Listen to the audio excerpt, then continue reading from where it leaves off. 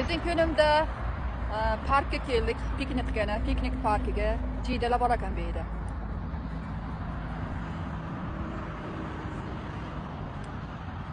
Doim izning kunimda men ko'rmagan joylarga borishni xohlayman. Ham sayohat, ham ishlash bo'lyapti.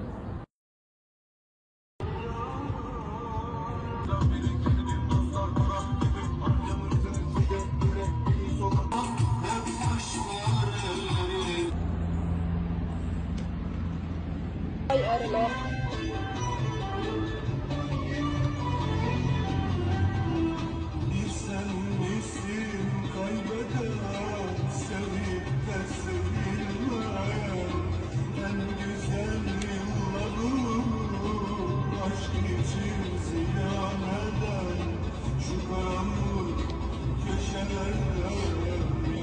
Mangal qilib, yeganga nima yetsin, to'g'rimi? O'zimiz pishirib,